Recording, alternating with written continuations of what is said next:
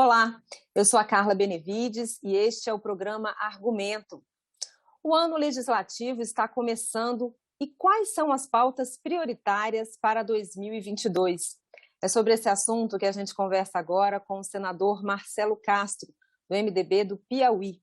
Senador, muito obrigada pela sua participação aqui no programa Argumento. É um prazer, Carla, estar no seu programa. Estou à disposição. Senador, quando se fala em pautas prioritárias, uma das primeiras pautas que se pensa são as reformas, principalmente a reforma tributária. O Senado já está com a proposta PEC 110 pronta para votar na Comissão de Constituição e Justiça. O relator, senador Roberto Rocha, disse que tem um texto que ele conseguiu consenso não só dos governadores, mas de vários setores envolvidos. Ao mesmo tempo, há analistas e também senadores, como o próprio líder do governo no Congresso, senador Eduardo Gomes, que acreditam que por ser um ano de eleição talvez seja difícil avançar um pouco com essa pauta. Qual a sua expectativa para a votação da reforma, para a análise da reforma tributária este ano? Bom, Carla, é um assunto muito complexo, que mexe com muitos interesses. Então, sempre há um conflito nos interesses da União com relação aos estados, com relação aos municípios. Conflitos com o mundo empresarial. Conflito de uma maneira geral. E, por isso mesmo, a reforma tributária vem se arrastando, vamos dizer, exagerando, há séculos, não é há séculos, mas há décadas, e nunca se conseguiu avançar nesse assunto tão importante para o Brasil. Por quê? Porque o nosso sistema talvez seja o pior sistema tributário do mundo. É anacrônico, é atrasado, é complexo. Tem normas que não acabam nunca, portarias. Isso traz uma balbúrdia e, o que é pior, permite, em grande parte, a sonegação. Há quem exagere até a dizer que para cada real arrecadado, uma parte grande é sonegada. Mas o principal problema do sistema tributário brasileiro é porque ele é injusto. Ele cobra mais dos pobres do que dos ricos. Isso é uma vergonha. Isso é uma situação inadmissível. Por isso mesmo é que eu acredito que nós precisamos fazer um esforço agora, mesmo em período eleitoral, mas por fim a essa injustiça atroz que é o sistema tributário brasileiro. Não tem cabimento. O mundo civilizado marcha no caminho e nós estamos marchando no caminho contrário. Você veja, os países da OCDE, que são os países mais desenvolvidos do mundo, eles cobram a maior parte dos seus impostos sobre a renda e sobre o patrimônio. E a menor parte das suas receitas vem do consumo. É óbvio. Quem é que deve pagar mais? Quem ganha mais. Quem é que tem renda e tem patrimônio? São os ricos. Quem é que não tem renda ou baixa renda e tem pouco patrimônio? Os pobres.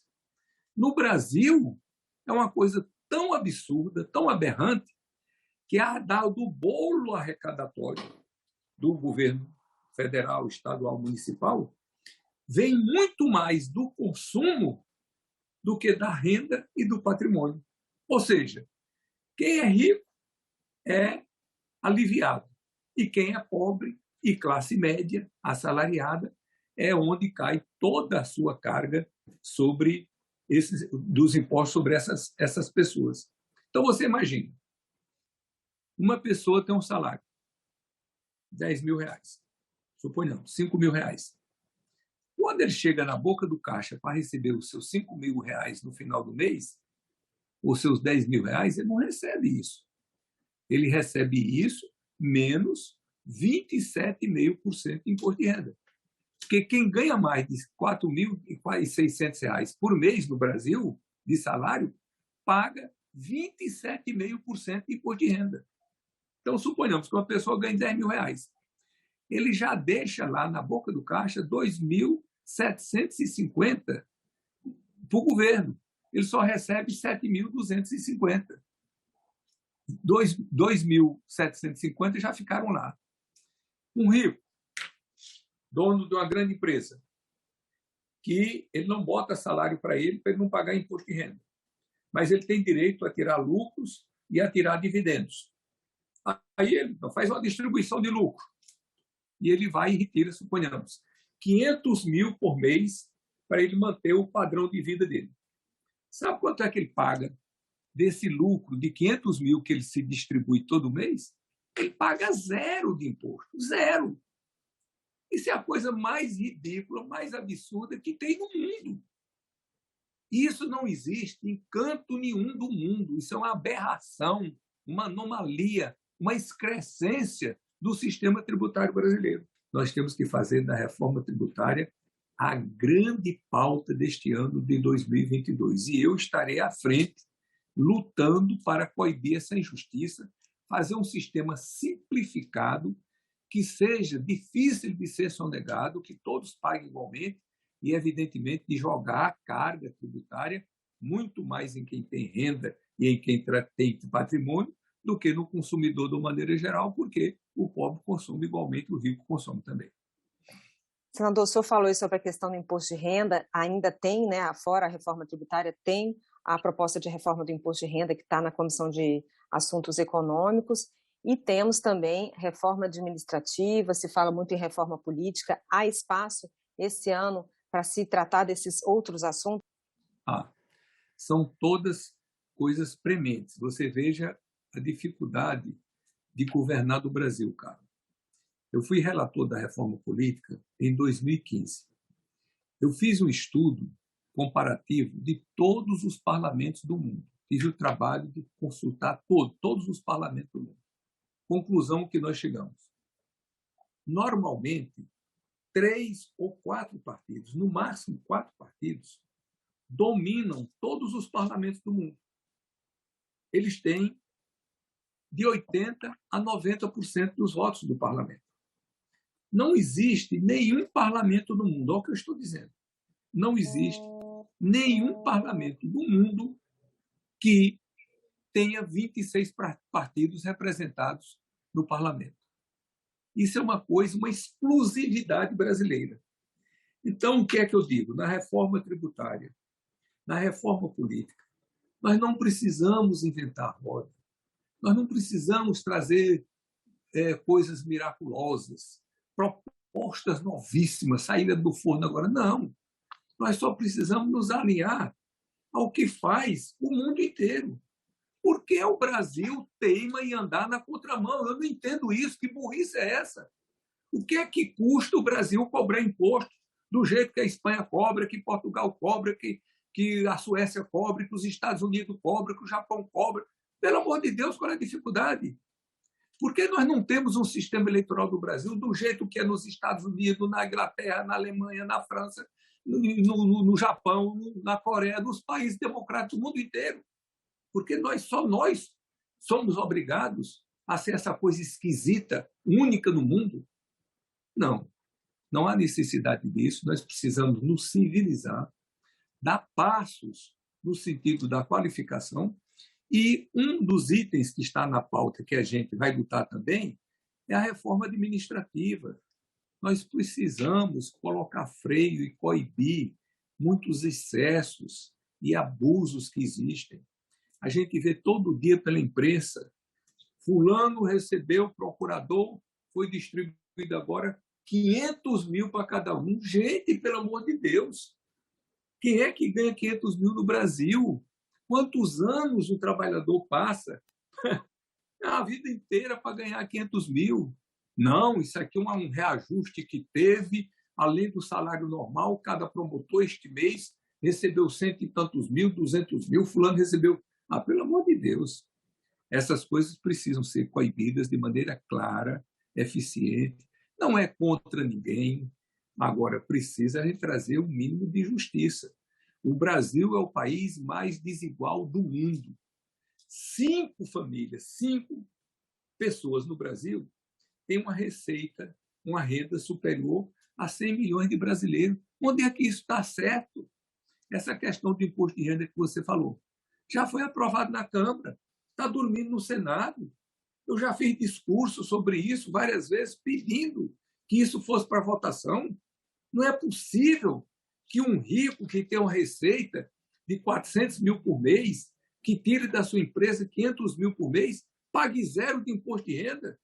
E um assalariado, um professor que ganha 5 mil, paga 27,5 de imposto de renda. E o ricão que ganha 100 mil, que ganha 200 mil, que ganha 500 mil, paga nada, paga zero. Isso é uma brincadeira, rapaz.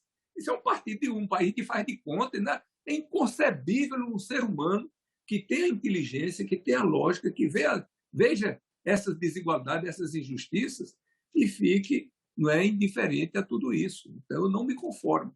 Então, vou lutar pela reforma tributária, vou lutar pela reforma do imposto de renda, vou lutar pela reforma administrativa e vou lutar por uma reforma política. Só para a gente finalizar, tem aí vetos do presidente da República ao orçamento, a gente já viu, o senhor já sinalizou a intenção de analisar esses vetos o quanto antes, mas eu queria saber do senhor o seguinte, tendo em vista que a pandemia ainda não acabou, nós temos aí uma nova variante, vacinação para as crianças, autoteste, a questão do passaporte sanitário, que são questões polêmicas, né?